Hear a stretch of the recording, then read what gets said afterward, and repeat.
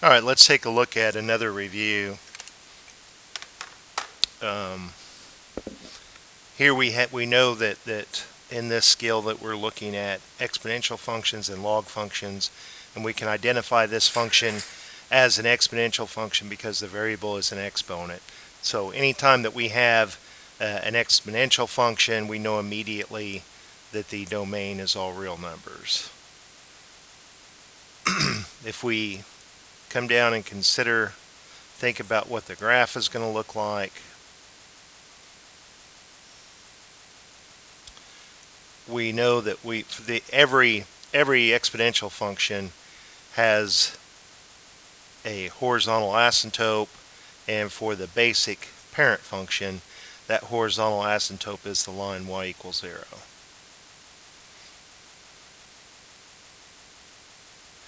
So the range that here we need to determine what, not the asymptote for the parent function, but for this function that's given. So the negative sign is just a reflection across the x-axis, and that's not going to change the horizontal asymptote. But this plus 3 is going to change the horizontal asymptote. It's going to lift that horizontal asymptote up so that we have a new horizontal asymptote, and its equation is 0 plus 3 is 3. Okay, so hopefully what you've noticed then is that for an exponential function, what you're adding right here is always going to be your horizontal asymptote. So even with the parent function, if you have to consider that as plus 0, then there was the horizontal asymptote. Now we need to determine whether, since your graph will never touch this, it'll never cross this horizontal line, our graph will either lie entirely above this line or entirely below the line. If you look out in front of the term, the factor that has the variable, that negative sign is telling us that it's below the x-axis.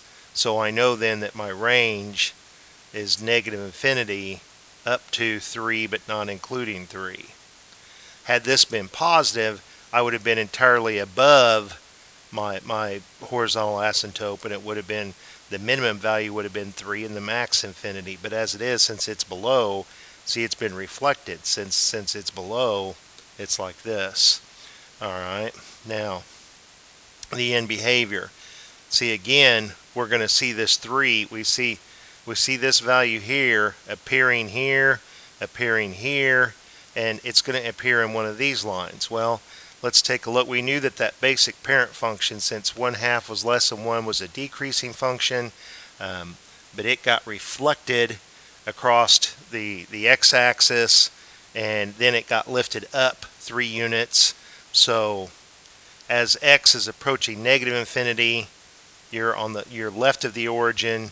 You're considering values way out here. Well, to be on the graph, you're going to have to go down.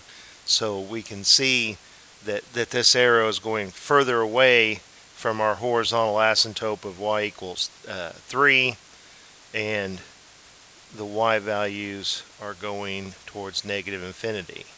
I know that because it's going down as x is going to the left. Now, up here, our function is getting closer and closer and closer to this horizontal asymptote without touching it. So like I say, we knew that we were going to see this 3 in 3 of our answers, and that's always going to be true for all of these exponential functions, so hopefully you've observed that pattern.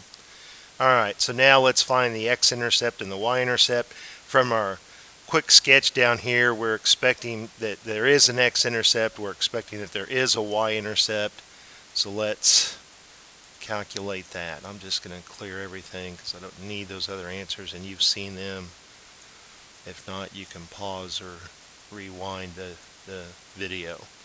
Alright, so I'm also going to go back and go old school Algebra 1, and instead of using function notation, I'm just going to call that fy. So we have an equation y equals.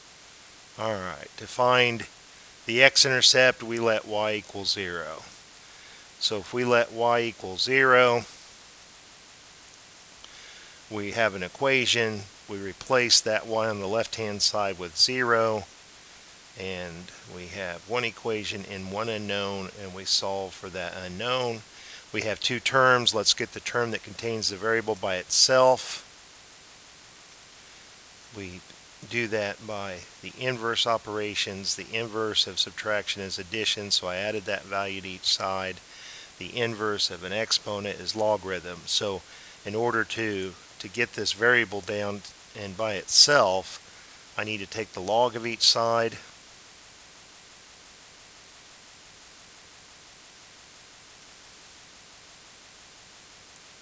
And the reason that I'm taking the log of each side is to get this exponent to come down, but also because I could not rewrite the 1/2 to have a base of 3, or I couldn't rewrite 3 to have a base of 1/2. Alright, so this exponent comes down by the power rule at multiplication. And now we can go to a calculator and get a decimal approximation for where our graph intersects the x-axis. So let's key in the log of 3. Don't forget that most Texas Instruments open the parenthesis for you after log. You need to close it and say, okay, take the log of 3. Otherwise, they'll be trying to take the log of 3 divided by the log of 1/2. Alright, and since we're graphing this by hand, the directions, I'll try to, I don't know, we'll carry out to a couple decimals, but I mean, if people round it, if they've shown their work, you can argue that you didn't carry it out to a lot of decimals, because if you're plotting this by hand, then like the calculator is telling me negative 1.5850 to 4 decimals. Well, by hand, I can't plot that with that accuracy. I'm going to be lucky to just be able to, within reason, get it to negative 1.6. Alright, so hopefully that helps with the x-intercept. Let's come over and do the y-intercept now. So for the y-intercept, again, I'm going to use x and y notation rather than function notation. I'm going to, if I'm finding the y-intercept, let x equal 0. So I have y is equal to the opposite of 1/2 raised to the 0 power plus 3. Alright, now be very careful here. Don't lose that negative sign, because it's not negative 1/2 raised to the 0. It is positive 1/2 raised to 0, and this is saying the opposite of that. 1/2 raised to the 0 power is 1, and the opposite of that is negative 1. Negative 1 plus 3 is 2, so we have a y-intercept of 2. Alright, so on this next one, immediately I know that I see a variable in the exponent. I don't see any logarithms. This is an exponential function. For an exponential function, the domain is all real numbers. I see that we're subtracting 1 here, so I know that the horizontal there is no vertical asymptote for any exponential function. The horizontal asymptote is y equals negative 1. If I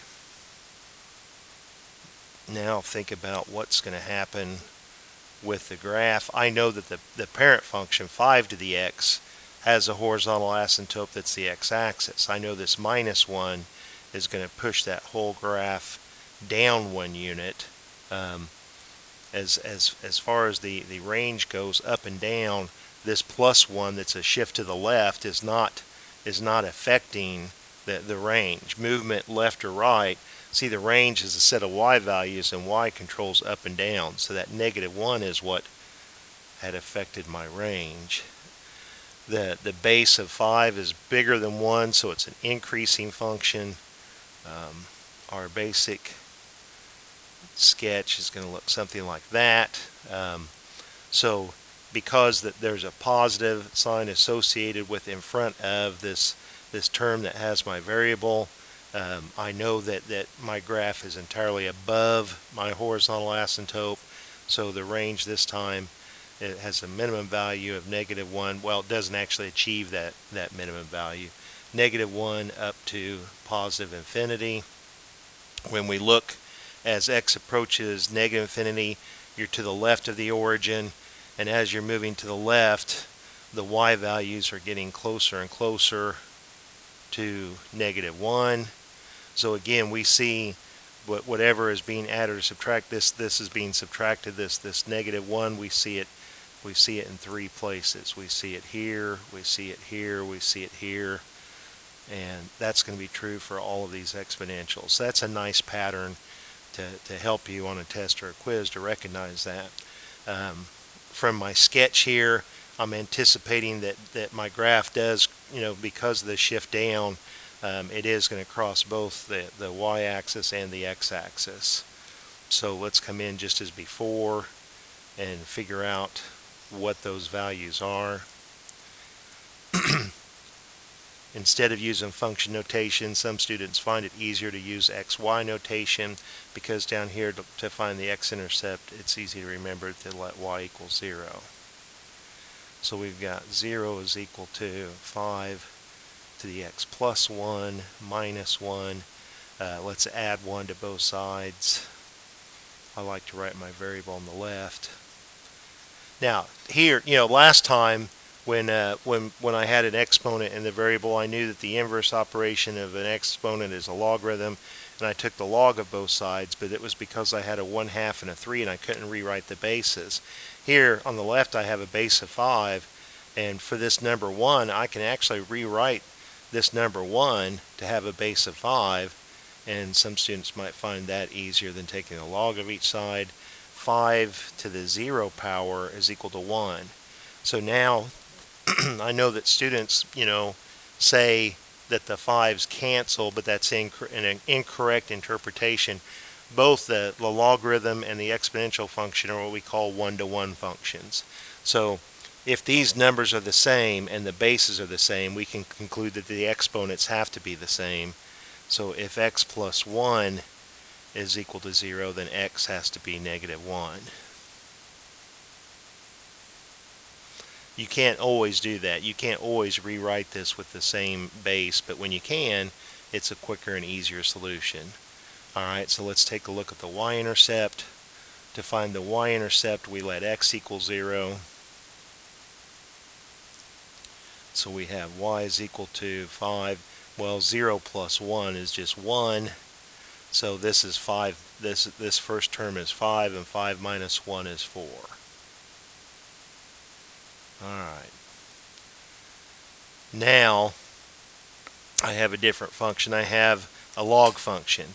And we've commented that exponential functions and log functions are inverses of each other. And whenever you have inverses of each other, the relationship, the domain and range has switched. Remember that every time that I saw that it was an exponential function, I immediately knew the domain was all real numbers.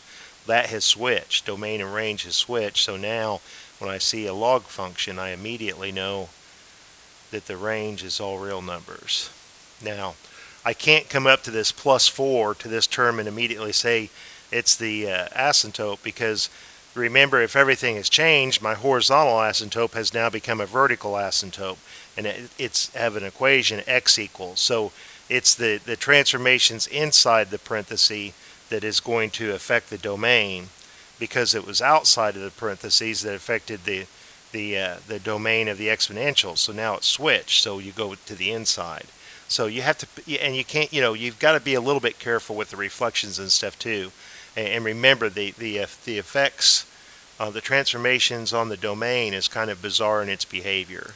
So you have to slow down a little bit and think about what this graph is going to look like, or at least what the parent function is going to look like, and how it's transformed into this function. Alright, so I know that our basic log function has a vertical asymptote of the y-axis, which is the equation x equals 0. When you have a vertical asymptote, the equation is of the form x equals 0. And remember, you want the equations for asymptotes, not just a number. So the natural log is going to be a graph that looks something like this. Okay. Now, this plus 2 is bizarre in its behavior. It's actually a shift to the left 2 units.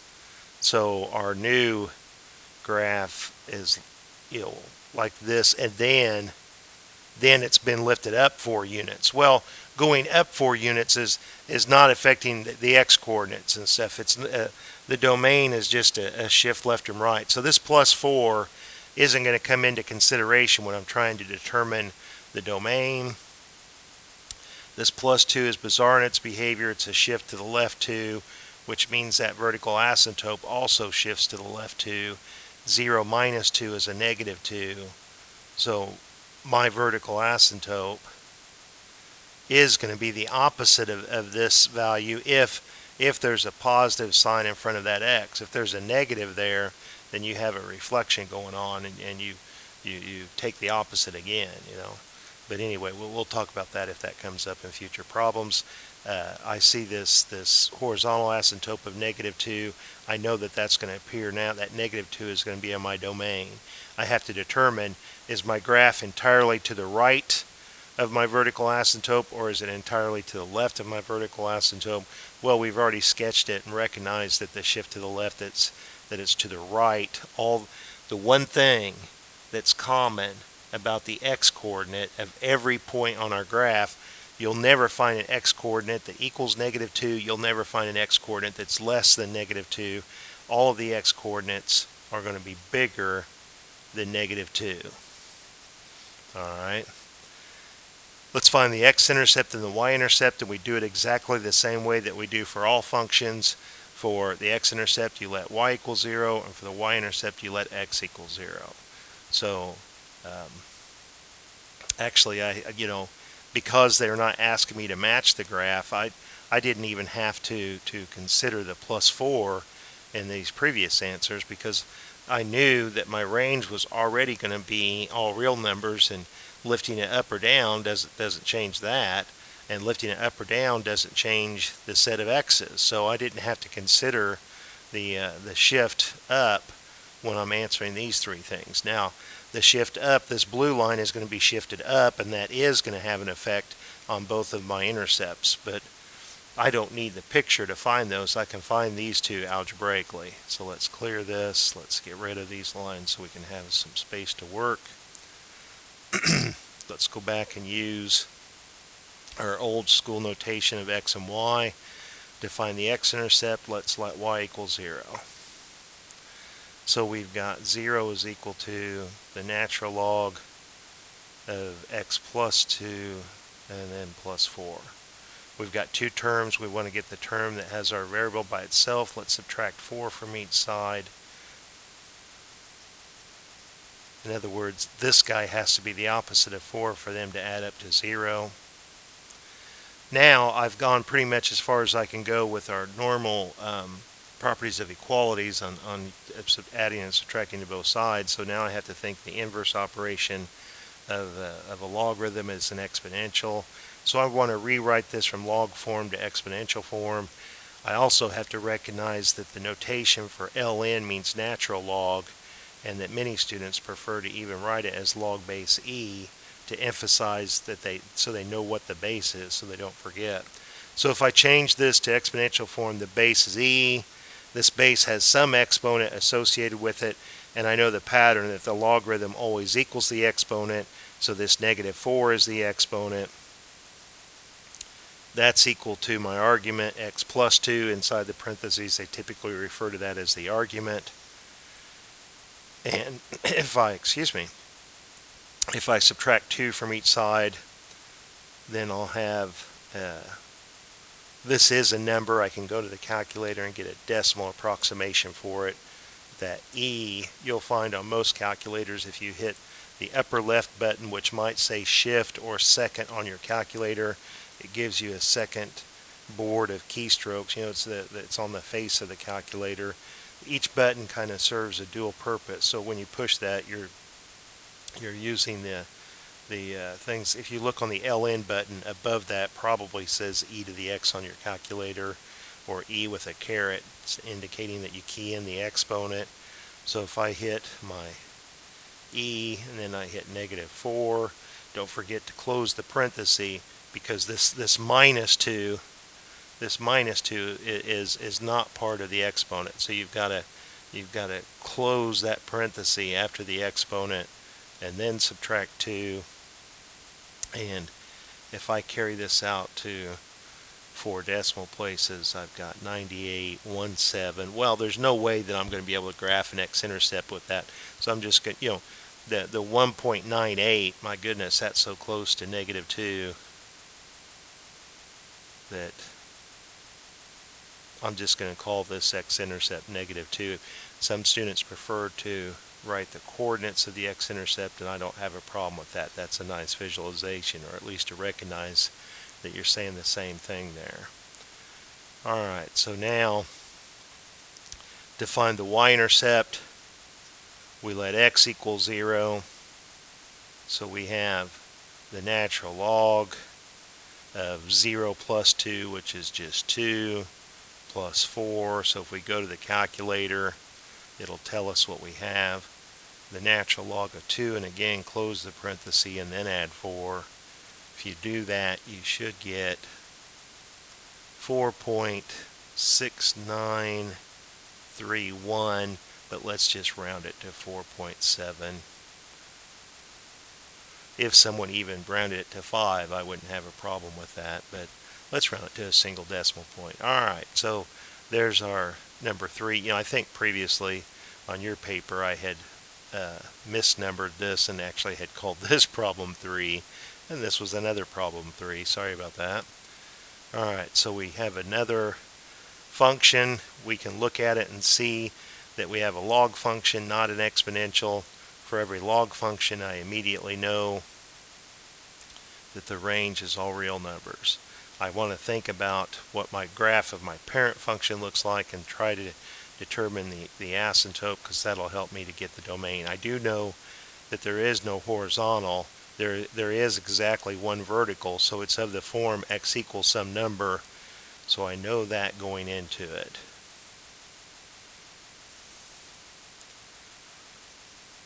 I also know that the basic shape of the parent function of a log function, that's one of the functions that back in Skill Packet 4 we memorized about 12 functions, and one of them was a logarithm, one of them was an exponential. Like I say, is about 9 or 10 others.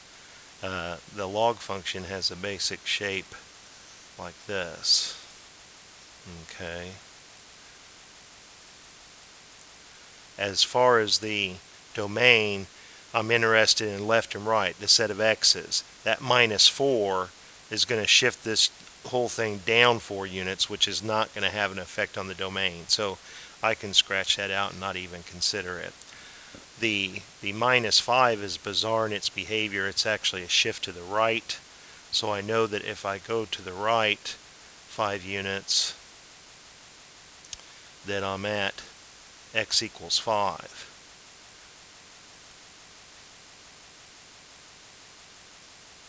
And I also know that this guy is going to be like this, and it's getting closer and closer to that. Now, this negative sign, however, you have to perform that shift to the right first, and now that negative sign, you're reflecting it back across the y-axis. So this vertical asymptote that was at x equals +5 gets reflected, and it's over here at x equals -5.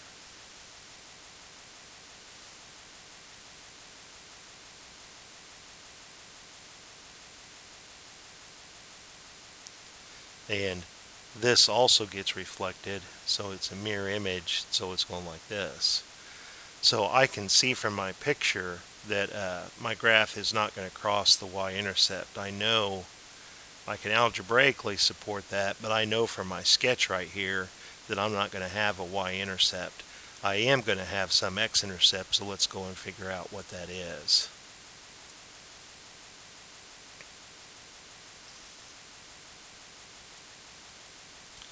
If I use xy notation rather than function notation to find the x-intercept, I let y equal 0.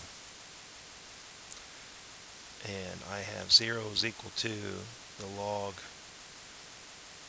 the opposite of x, minus 5, minus 4. I have two terms on the right hand side. The first term contains my variable. I'd like to get it by itself. I know that it's the ugliest looking 4 I've ever seen, but I know that this number right there has to be 4 because 4 minus 4 is 0. So if I set that equal to 4, I know now that I need to the inverse of a logarithm is an exponent, so I need to change this to exponential form. When you have log with no base there, a base 10 is implied, and it's called a common logarithm, and so the base is 10. A logarithm equals the exponent. 10 to the fourth is equal to this opposite of x, minus 5. And although, my arithmetic skills are terrible, I can multiply and divide by 10 pretty easily. Our number system is base 10. This 10 to the fourth, I can write 1, and I know that it's being followed up by 4 zeros.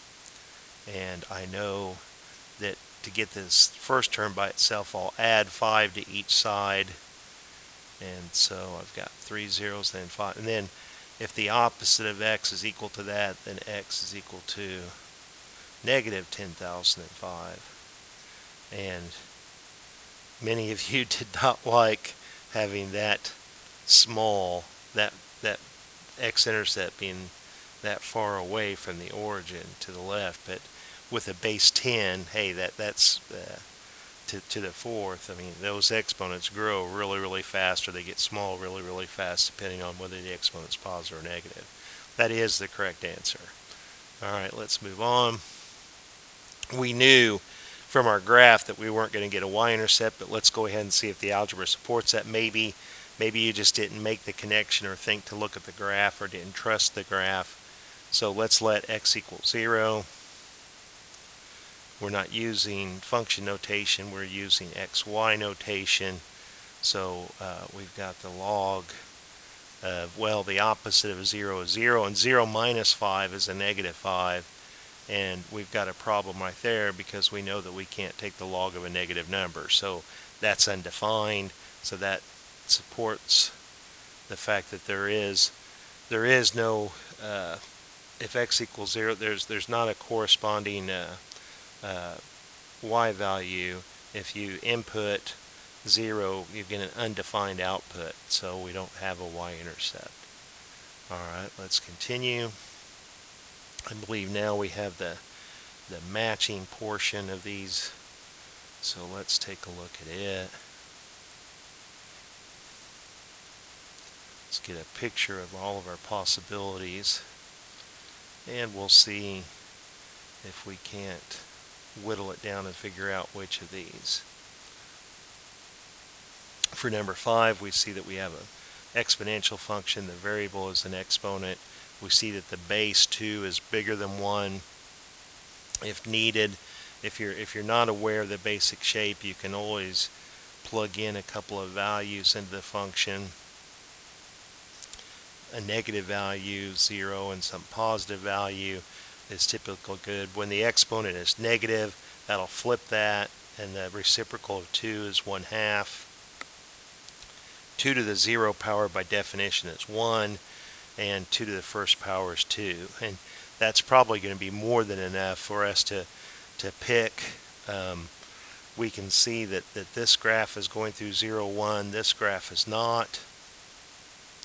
This graph is not going to. See, this is my y-intercept, 0, 1. This graph, negative 1.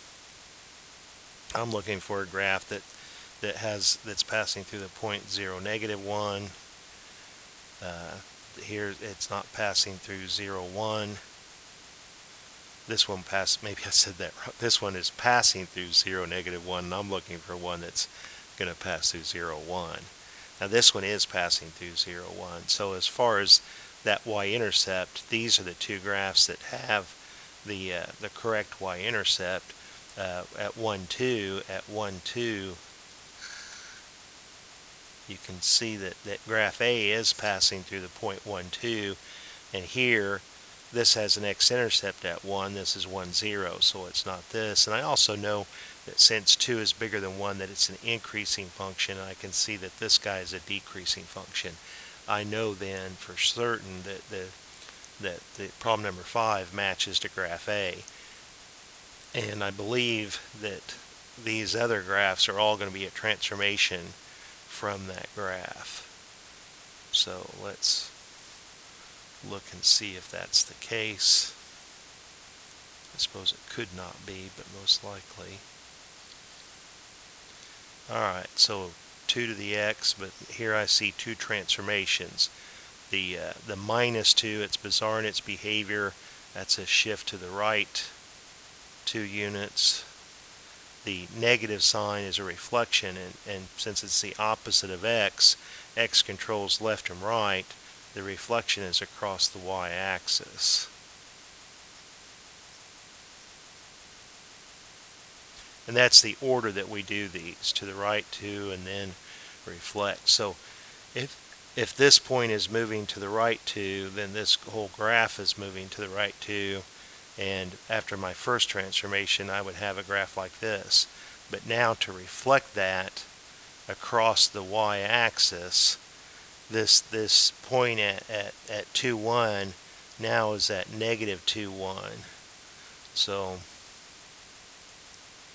we see that we've got something like that. So let's look and see which of these graphs is going through 2, negative 1 that has a shape like that. It looks like over here, negative 2, 1 is here, and it has the correct shape.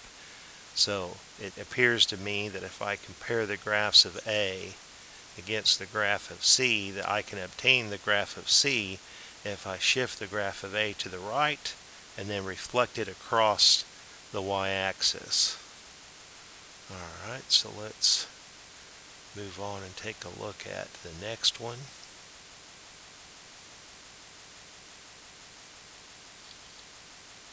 This time I only have a single transformation. I see the negative sign is not in front of the x, it's out in front of the expression. In front of the x it was a reflection across the y-axis. This is just as a single transformation, and we're going to reflect across the x-axis. So all of the x coordinates stay the same, but the y values change sign. So this 0, 1 becomes 0, negative 1. So I'm looking for a graph that looks like that.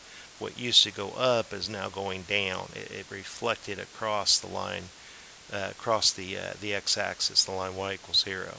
So we see that choice over here in E. All right.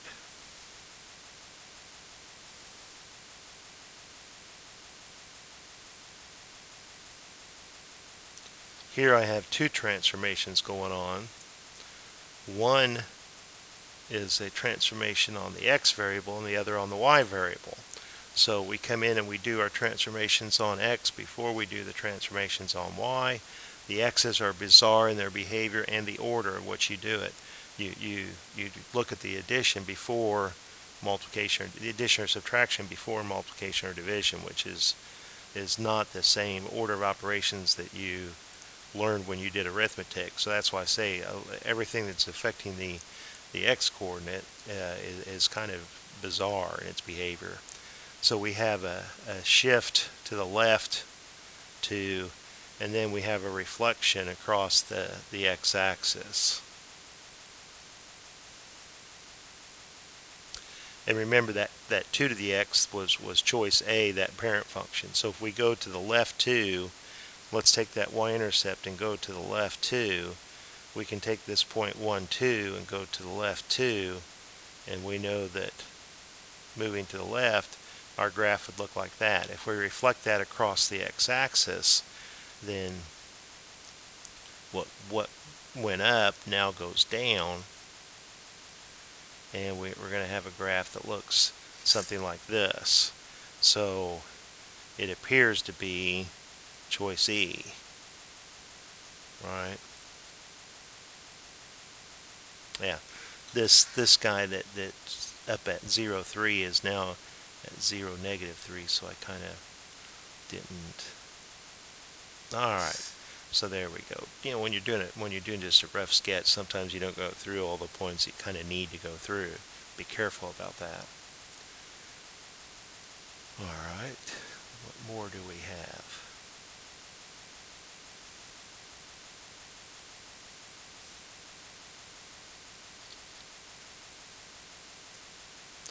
Two to the x, and then minus 2 is this a single transformation. The minus 2 is a shift down 2 units. So if this is going down 2 units, I'm looking for, and this horizontal asymptote is also going down 2 units. So I'm looking for something that looks like that, and it looks like it's right below it, right there, choice D.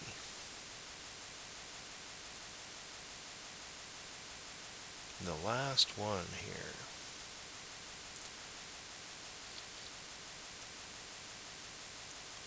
This time we have the transformation that's affecting the x-coordinate. It's bizarre in its behavior. The plus 2 is going to be a shift to the left 2 units.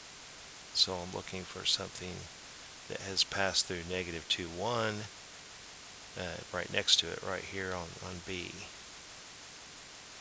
Alright, so I hope that helps. Let's take a look at this next group of matching logarithms.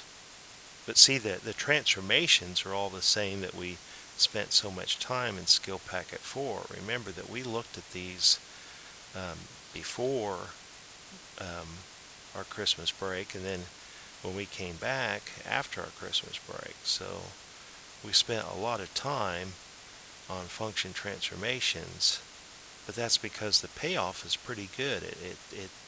You're constantly wanting a picture of your problem in mathematics, and a graph is a fantastic picture. And if you have modifications of that, it's nice to not have to construct a table and just continually plug in points all the time, although a few points is sometimes very beneficial. But if we just think of these as rigid structures, shifting left, right, up, down, and reflections, we can get a lot of information pretty quickly just knowing those rules.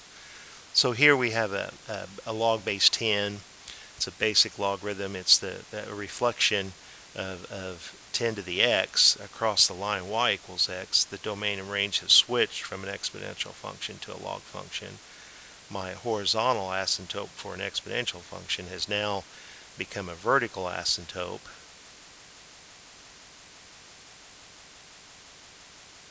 Let's do it a different color. And the 0, 1 has now, domain and range has switched, and I have 1, 0. And so there's a basic shape of my log function here. Let's see. I have choice G. This has been a shift to the right. This has been some kind of a reflection.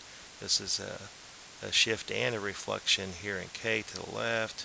This looks like it's been reflected and then possibly lifted up, and this as well has been some type of reflection and a shift, a reflection across that and a shift up. So looks like the only choice for our parent function here is this G. Now I'm jumping the gun a little bit. We don't know by just looking at problem 11 if that's going to be the parent function for all of these, but that's how we've set these matching up, is that if you can identify that graph and then build upon it for the others. So here we have another common logarithm, very similar to problem number 11. It has two transformations. The minus 2 is going to be a shift to the right because it's bizarre. Then the negative is a reflection across the y-axis. So if this graph shifts to the right 2, then so does the vertical asymptote. And we're looking for a graph like that if it just had the minus 2, but with this negative sign, that all of the x's are going to change sign. So this was a vertical asymptote of x equals positive 2, and now we're going to have a vertical asymptote if we change the sign, x equals negative 2.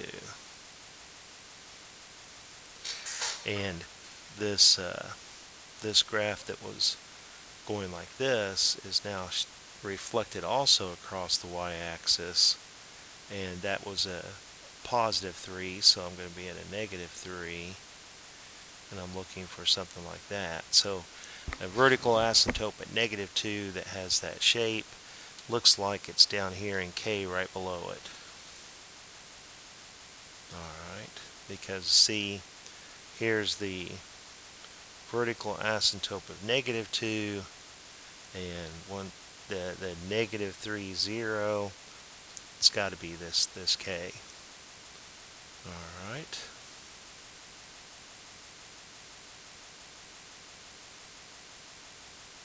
Well, you have a shift to the right, but without the reflection this time. So very similar to the last problem, even a little bit easier than the last problem. We know that this vertical asymptote is going to be shifted to the right 2 units. Our x-intercept is shifted to the right 2 units. We're looking for something like that, and we see it right next to it here. Here's a vertical asymptote of x equals 2, and it's passing through. It has an x-intercept of 3, 0. This graph has been shifted to the right 2 units. It has to be h. Alright.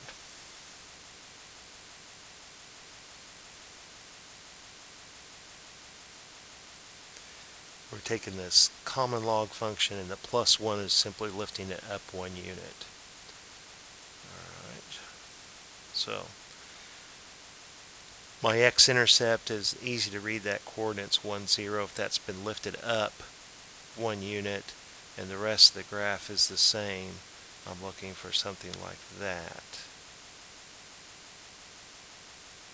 I do not see it. Oh, you know what? I think this is one of the ones that I said that there was a typo. So on your paper, I think I told you to change to put a negative sign out in front of there. So let's see if that's the case. If we lift that up 1, like we say, it would look like this, and I don't see a graph that looks like that. But with that negative sign, if I reflect that across the x-axis, then I have something that is coming down like this, and well, at 1, negative 1, okay, I don't see that either, so I don't know what I have changed that to.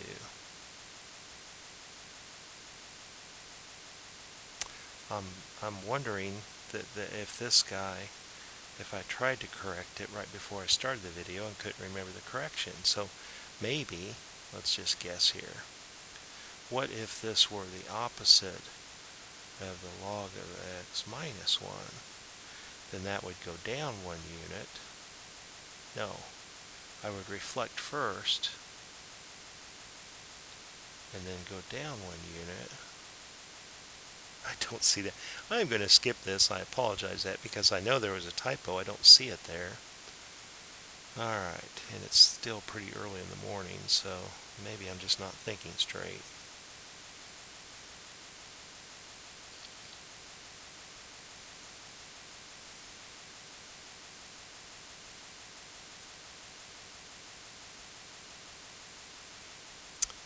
We have 3 transformations going on here. 2 transformations are affecting the domain. 1 transformation is affecting the range. We're reflecting across both axes because we see the 2 negative signs. So my order of operations, I need to shift this to the right 2 first. To the right 2. Then we want to reflect across the y-axis. That's the negative. That's the opposite of x, and if I'm taking the opposite of x, what was over here at 3 is at negative 3, and then the negative on the outside is changing the sign of the output of the function. The output is the y-coordinate, and if you change the y-coordinates, what was up and is now down is a reflection across the x-axis. So this g was our parent function, the graph of our common logarithm. To move that to the right 2 units would look like this.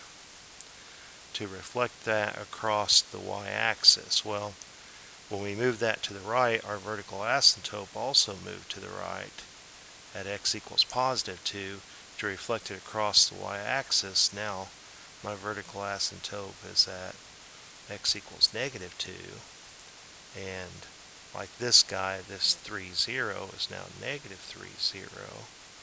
So to reflect across the y-axis is to take this portion of the graph and reflect it over to here. So then to reflect that across the x-axis means that when you're the x-intercept's not going to change, but what goes up is now going down. So I'm looking for something like that. Well, I do see that this time, so that's good.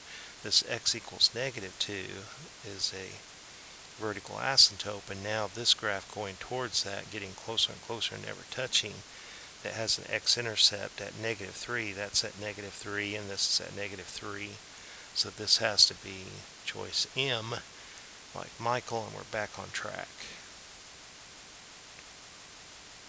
Alright, hey, our last one of our prep, and our exam will look similar to these problems, so hopefully you've built confidence over these past few days working on this, reviewing this. Here I'm going to have to use a property of logarithms probably to really see this easily. This 1 over x, right now you can write an exponent of positive 1. Well, what would happen if I changed that exponent to a negative 1? Then I can't just come in and change the problem and keep this 1 over x, but I know that they'll be the same if I change that and change this, because I could change it right back again. These are equivalent. Well, by my properties of logarithms, these exponents, by the power rule, can come down out in front in multiplication. And negative 1 times the log of x, we often just don't write the 1 and just say the opposite of log of x. We're looking for a reflection across the x-axis, so we're looking for a graph that looks like that, and it looks like it's over here in J. Alright, I hope that helped. I will talk to you later.